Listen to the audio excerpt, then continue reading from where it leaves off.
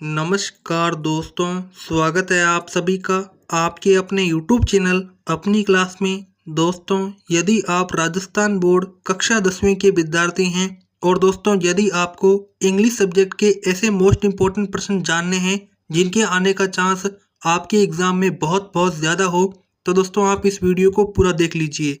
दोस्तों, मैं आपसे 100% गारंटी लेकर कहता हूं कि मैं जो आपको इंग्लिश के क्वेश्चंस बताऊंगा, आपको वही सेम टू सेम क्वेश्चंस आपके इंग्लिश के पेपर में देखने को मिलेंगे। इसलिए दोस्तों, आप इन क्वेश्चंस को अपने एग्ज़ाम को देने से पहले ज़रूर पढ़कर जाना। दोस्तों, तो आप देख सकते हैं, ये हमारे पास में जो पेपर का फ्रंट पेज है उसमें बताया गया है सेकेंडरी एग्जामिनेशंस 2022, यानी कि दोस्तों 2022 के अंदर आपकी जो बोर्ड परीक्षा होगी उसके लिए दोस्तों ये इंग्लिश का पेपर बनाया गया है। तो देखिए, इंग्लिश यहाँ पर हमारे पास में सब्जेक्ट है।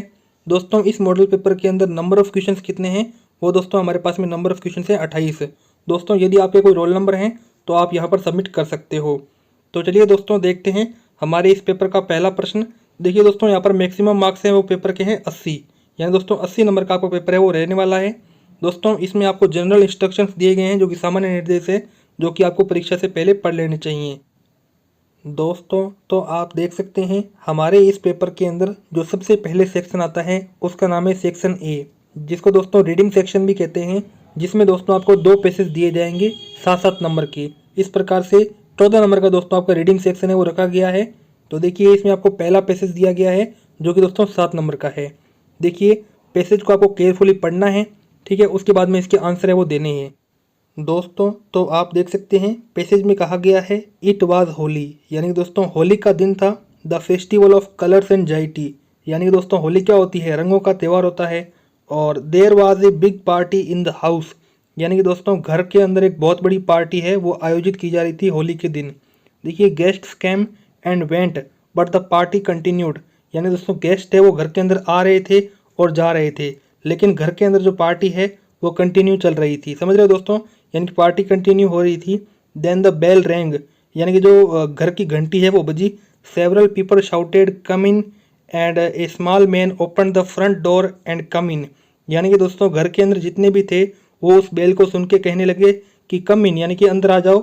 और दोस्तों हुआ क्या कि एक small man open the front door and came in, यानी दोस्तों एक छोटा सा आदमी उस गेट को खोलता है और अंदर आ जाता है। नो बॉडी न्यू हिम, यानी दोस्तों उसे कोई भी नहीं जानता था, ठीक है ना, जो आदमी आया है वो अनजान था बिल्कुल ही। दोस्तों, इस प्रकार से आपको पैसेज को केयरफुली पढ़ना है, तभी दोस्तों आप इस पैसेज के सभी प्रश्नों के उत्तर दे सकते हो। वैसे दोस्तों चलिए मैं आपको क्वेश्चंस पढ़ के भी दिखा देता हूँ। तो इसमें आप देखिए, क्वेश्चंस के अंदर पहला है what was going on in the house, यानी कि दोस्तों हाउस के अंदर क्या हो रहा था। तो दोस्तों हाउस के अंदर पार्टी हो रही थी। क्या हो रही थी दोस्तों, हाउस के अंदर पार्टी हो रही थी। क्यों हो रही थी दोस्तों, क्योंकि होली का सेलिब्रेशन चल रहा था, क्योंकि मैंने आपको बताया था इट वाज होली, यानी कि होली का दिन था। इस प्रकार से दोस्तों होने वाला है। तो देखिए दूसरा, what did the host do when the small man entered the house. दोस्तों इस प्रकार से आप ये जो क्वेश्चन है ना, इसका आंसर आप पैसेज को पढ़ने के बाद में ही दे पाओगे, क्योंकि मैंने पूरा पैसेज पढ़ा नहीं था। मैंने तो केवल पहले प्रश्न का उत्तर आपको इसलिए दिया क्योंकि मैंने शुरुआती पैसेज पढ़ दिया था। जैसे जैसे दोस्तों आप पैसेज को पूरा पढ़ोगे, आपके सभी प्रश्न हैं उनके उत्तर भी आपको दे पाओगे। तो देख सकते हैं, who invited the small man to the party, ये भी दोस्तों आप उत्तर दे सकते हो। 1 नंबर का प्रश्न है where was the small man's wife while he was in the house, ठीक है ना, यानी कि स्मॉल मैन की वाइफ है वो कहाँ थी जब वो घर के अंदर था। उसी प्रकार से 5वां है find words in the passage which mean cried loudly, यानी कि जब वो अनजान व्यक्ति को कह रहे थे कि अंदर आ जाओ, जोर से कह रहे थे कि हाँ भाई आ जाओ, ठीक है। इस प्रकार से आप कर सकते हो a person who attend the guests. तो दोस्तों इस प्रकार से आपको बताना है कि इसका मतलब क्या होता है, जो भी आपको शब्द दिए गए हैं। तो इस प्रकार से दोस्तों आपका पहला पैसेज है वो रहने वाला है 7 नंबर का। दोस्तों, तो आप देख सकते हैं हमारा ये जो दूसरा प्रश्न है इसमें भी आपको कहा गया है कि आप इस पैसेज को केयरफुली पढ़िए और इस पैसेज के जितने भी प्रश्न हैं उनका आंसर आप दे सकते हैं। तो दोस्तों चलिए इस पैसेज को थोड़ा ध्यान से पढ़ लेते हैं, ताकि दोस्तों जो पैसेज के शुरुआती प्रश्न होंगे उनका उत्तर तो हम दे सकें। देखिए, पैसेज में आपको कहा है the great advantage of early rising is the good start, यानी कि दोस्तों सुबह जल्दी उठना क्या है, एक बहुत बढ़िया शुरुआत है। It gives us in hours day work, the early riser has done a large amount of hard work before other man have got hour of bed, यानी कि दोस्तों ये कहना चाहता है कि सुबह हमें जल्दी उठना चाहिए। इससे क्या होता है कि हमारा जो दिन है वो बहुत अच्छा जाता है और हम अच्छा हार्ड वर्क कर सकते हैं। और दोस्तों जो यहाँ पर बिस्तर पर सोए रहते हैं सूरज निकलने के बाद भी, वो दोस्तों कभी भी इंसान सक्सेस नहीं हो पाते। देखिए, in the early morning the mind is fresh and there are few sounds and other distraction so that the work done at the time is generally well done. यानी दोस्तों सुबह उठेंगे तो हमारा माइंड है वो फ्रेश होगा, और दोस्तों जो यहाँ पर बर्ड्स की चहचहाट होगी उससे हमारे जो यहाँ पर डिस्ट्रैक्शंस हैं वो सारे गायब हो जाएंगे। यानी कि दोस्तों हमारी जो टेंशन है वो सारी की सारी दूर हो जाएगी। इस प्रकार से दोस्तों सुबह जल्दी उठना चाहिए, यही पैगाम हमें इस पैसेज के अंदर दिया गया है। दोस्तों तो चलिए देखते हैं इस पैसेज के प्रश्नों को। तो देखिए, छठा प्रश्न है, why can we work better in the morning. यानी कि सुबह के समय हम अच्छा काम कैसे कर सकते हैं। तो दोस्तों मैंने आपको कहा था सुबह के समय क्या होता है, माइंड फ्रेश होता है और हम सभी डिस्ट्रैक्शन से क्या होते हैं, बिल्कुल मुक्त होते हैं। इस प्रकार से सुबह हम बेटर वर्क कर सकते हैं और दोस्तों अधिक उत्पादकता के साथ वर्क कर सकते हैं। इस प्रकार से उत्तर मिल गया। दोस्तों उत्तर इसलिए मिला क्योंकि हमने पैसेज को केयरफुली पढ़ा था, इसलिए पैसेज को केयरफुली पढ़ना, तभी दोस्तों उत्तर आप सटीक दे पाओगे। देखिए सातवां प्रश्न, why is an early riser able to take rest in the evening. क्योंकि दोस्तों जो मॉर्निंग में उठा हुआ होगा तो मॉर्निंग वाला बंदा तो आफ्टरनून तक काम सारा निपटा चुका होगा। ठीक है दोस्तों, मॉर्निंग वाला बंदा आफ्टरनून तक सारा काम निपटा चुका होगा, इसलिए वो इवनिंग में क्या कर लेगा, रेस्ट कर लेगा। तो दोस्तों सिंपल सा प्रश्न है। आठवां प्रश्न, which is the most beneficial time for taking exercise. तो दोस्तों वो मॉर्निंग टाइम है। नौवां प्रश्न, what are the two advantage of early rising. तो दोस्तों आप अपने खुद के हिसाब से भी लिख सकते हो, वैसे आप पैसेज को देख के कर लेना दोस्तों, जैसे आपको पैसेज समझ में आ जाएगा आप वैसे उत्तर दे पाओगे। चलिए दोस्तों देखते हैं 10वां प्रश्न। इसमें आपको कहा है, find words from the passage which mean strength, यानी दोस्तों ताकत या मजबूती। वहीं बेनिफिट का मतलब कि फ़ायदा। इस प्रकार से दोस्तों आपको मीन बताना है इन दोनों का। तो दोस्तों आप आसानी से बता सकते हो यदि आपको इनकी हिंदी अर्थ आते हैं तो। दोस्तों तो चलिए अब हम आगे देखते हैं। हमारे पास में अब इस पेपर का सेक्शन भी आता है जिसका नाम है राइटिंग सेक्शन, जो कि दोस्तों यहाँ पर 14 नंबर का रखा गया है। तो देखिए इसमें आपसे 11वां प्रश्न पूछा गया है कि imagine that you are Nikhilesh living in government hostel Jaipur. यानी कि दोस्तों आप क्या हो, निखिलेश हो और जयपुर के अंदर एक गवर्नमेंट हॉस्टल है वहाँ पर रहते हो। Write a letter to your father, यानी कि आपको अपने पिताजी को एक लेटर लिखना है और रिक्वेस्ट करनी है उनसे कि मुझे परमिशन दीजिए go for a historical tour. यानी कि दोस्तों आपको एक ऐतिहासिक टूर पर जाना है, यानी कि आपको स्कूल वाले या गवर्नमेंट हॉस्टल वाले पिकनिक पर ले जा रहे हैं। ठीक है दोस्तों, इसलिए आपको क्या करना है, फादर से रिक्वेस्ट करनी है कि मुझे परमिशन दे दीजिए, मैं यहाँ पर जाना चाहता हूँ। You may touch upon the following points, यानी कि दोस्तों आपको कारण देने हैं कि भाई मैं क्यों जा रहा हूँ, वो इतनी जगह महत्वपूर्ण क्यों है, या अपने फादर को आपको समझाना है। तो देखिए यहाँ पर पहला पॉइंट दे रखा है आपको, the palace where will you go, यानी कि हिस्टोरिकल पैलेस है वो कौन सी है, कहाँ पर है, उदयपुर में है कि जोधपुर में है, आपको बताना है। ठीक है। दूसरा देखिए, ड्यूरेशन ऑफ द टूर, यानी कि जो आप पिकनिक जा रहे हो उसमें समय कितना लगेगा, यानी कि आप जयपुर से दूर किसी स्थान पर जा रहे हो तो उसमें आप समय कितना लगेगा, वो दोस्तों आपको अपने फादर को बताना है। तो इस प्रकार से लेटर लिखने की आपके कुछ हिंट्स हैं, उनका दोस्तों आप यूज कीजिए, आपका लेटर है वो आसानी से लिखा जाएगा। तीसरा पॉइंट है, how much money do you need, यानी कि आपको इस हिस्टोरिकल पैलेस पर जाने के लिए कितने रुपयों की आवश्यकता है। आगे चौथा पॉइंट है, who are going with you on the tour, यानी कि दोस्तों इस टूर पर जाने के लिए आपके साथ में कौन है। तो आप बता सकते हो कि मेरे टीचर्स हैं और मेरे कुछ क्लासमेट्स हैं जो कि मेरे साथ में इस प्लेस पर जा रहे हैं। तो दोस्तों आप आसानी से अपने फादर को मना सकते हो और इस टूर पर जा सकते हो। दोस्तों तो अब आप आगे देख सकते हैं, हमारे पास में यहाँ पर 11वें प्रश्न के अथवा में एक और प्रश्न दिया गया है। इसमें आपको कहा गया है कि राइट एन ईमेल, यानी कि दोस्तों आपको एक ईमेल लिखनी है। किसको दोस्तों ईमेल लिखनी है, एडिटर को।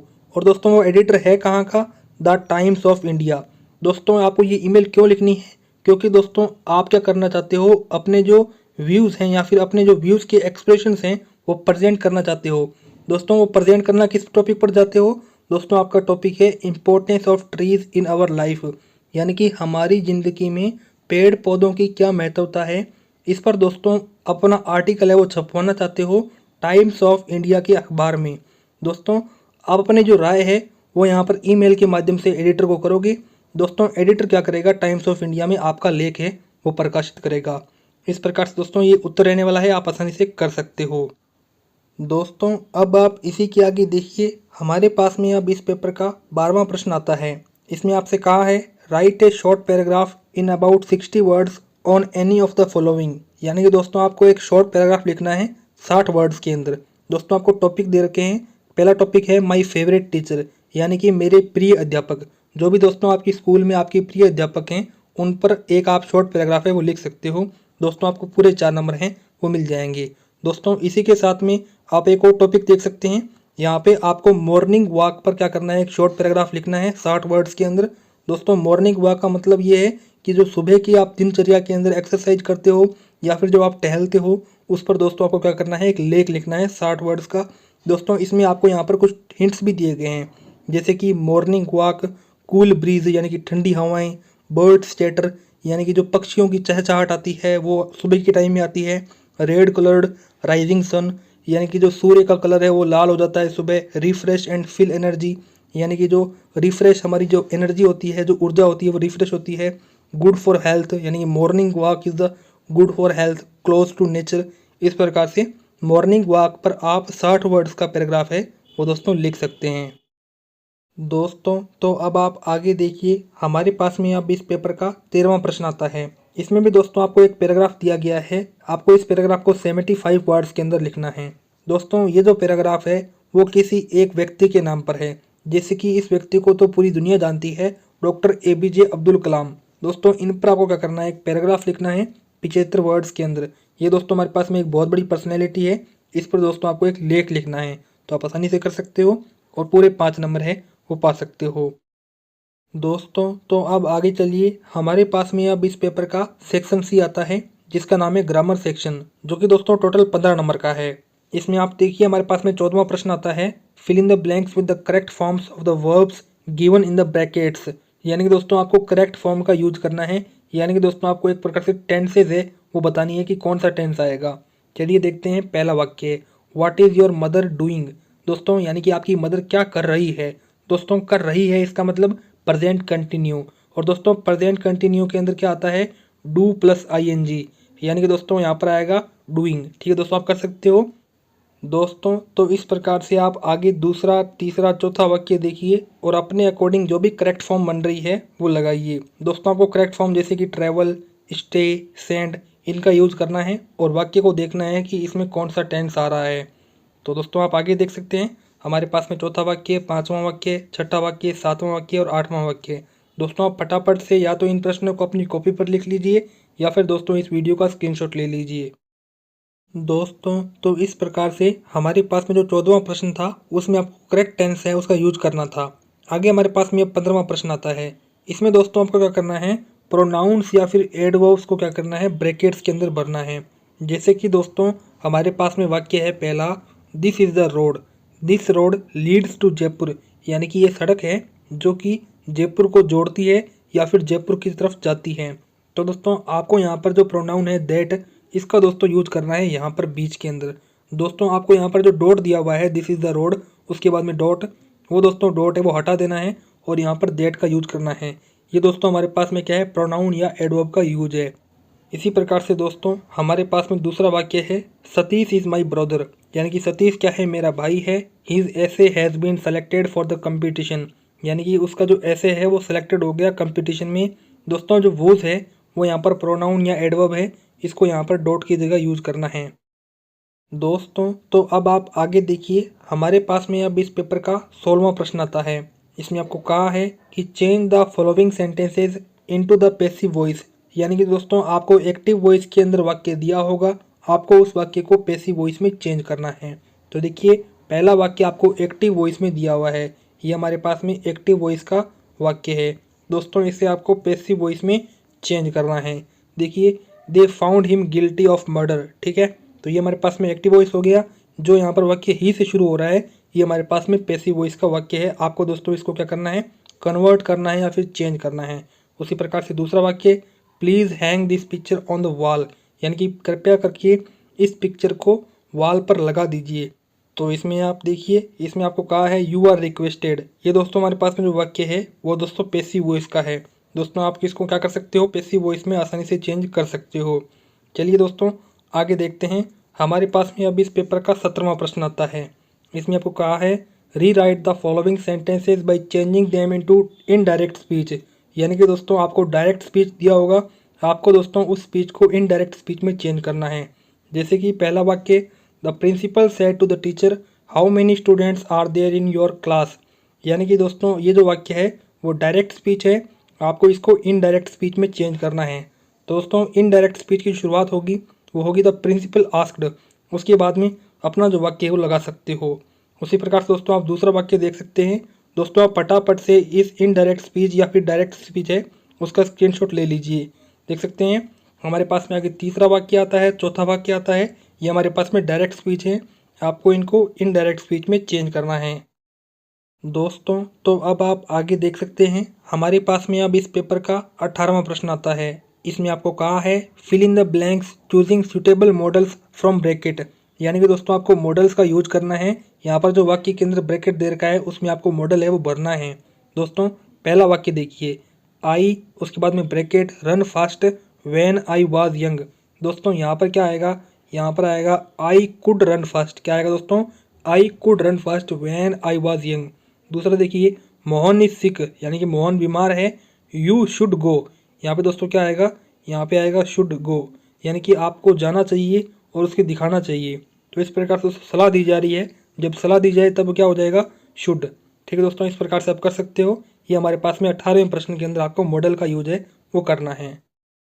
दोस्तों तो अब आप आगे देख सकते हैं हमारे पास में अब इस पेपर का सेक्शन डी आता है, जिसका दोस्तों नाम है टेक्स्ट बुक सेक्शन।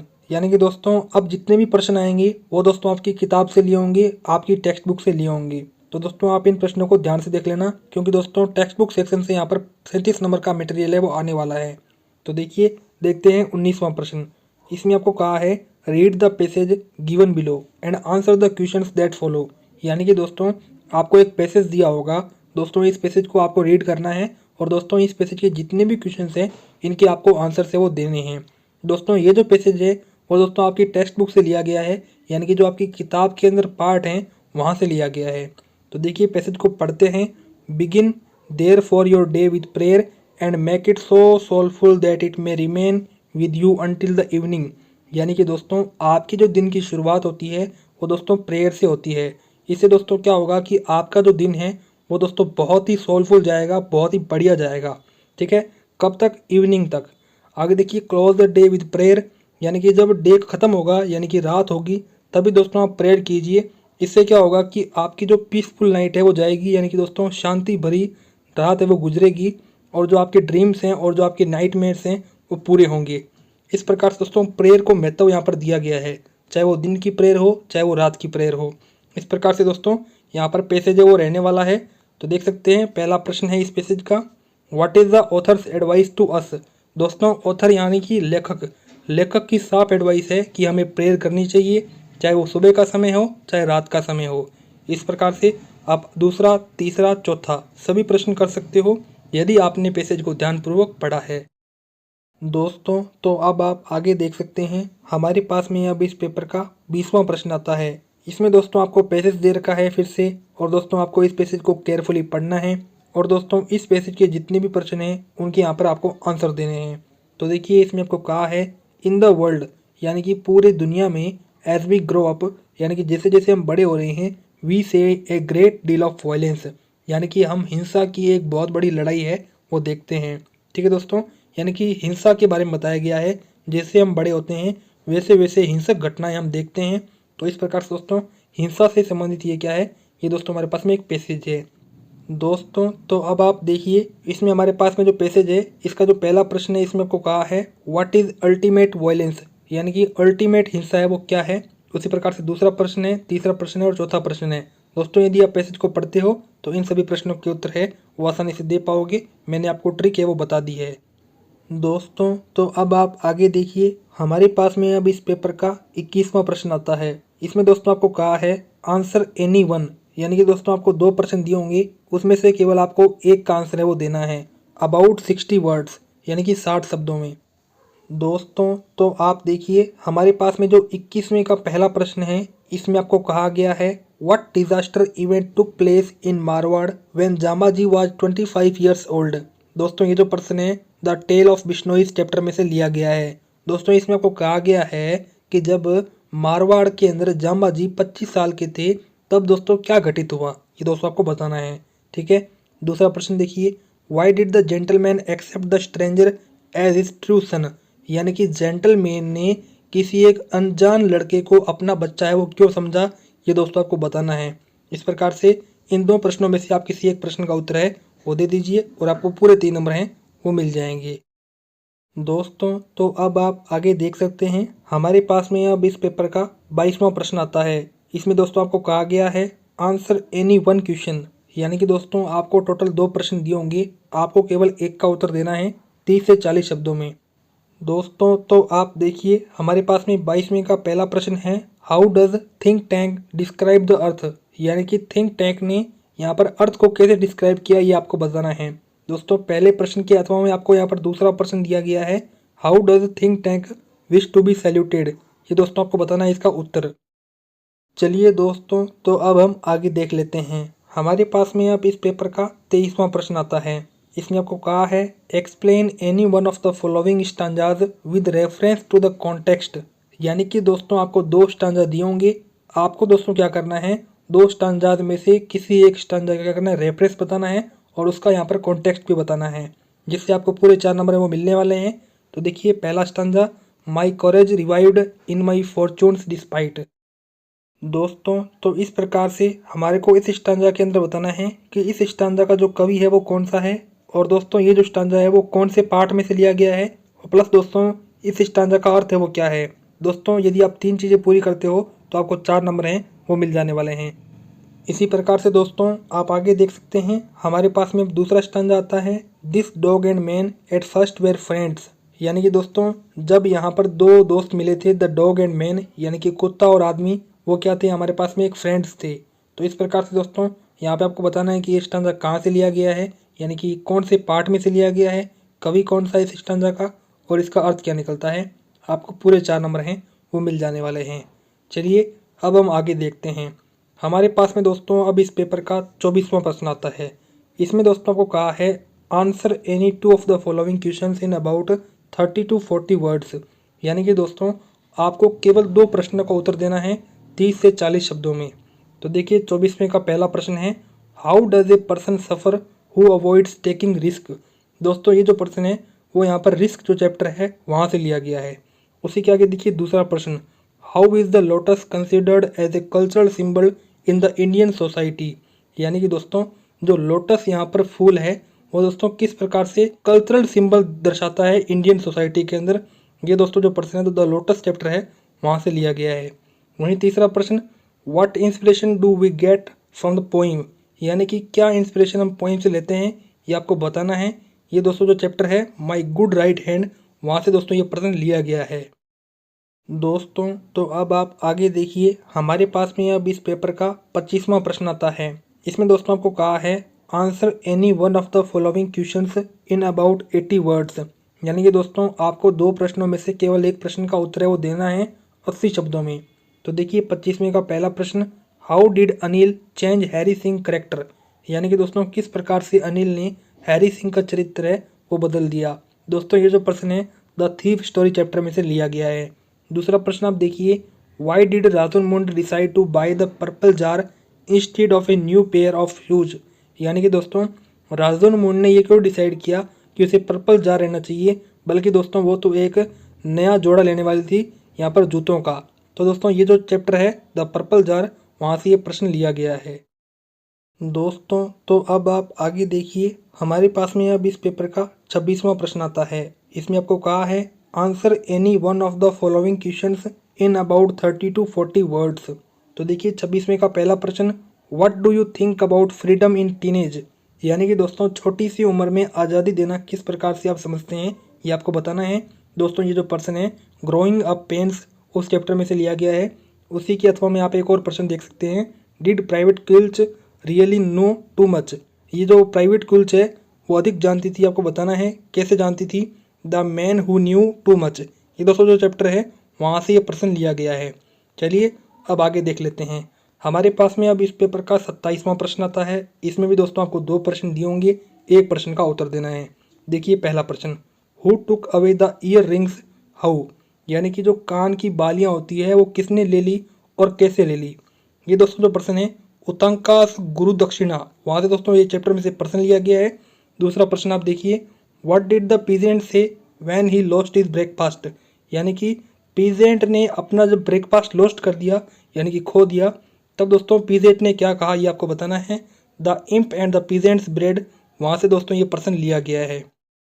दोस्तों तो चलिए अब हम आगे देखते हैं। हमारे पास में अब इस पेपर का 28वां प्रश्न आता है।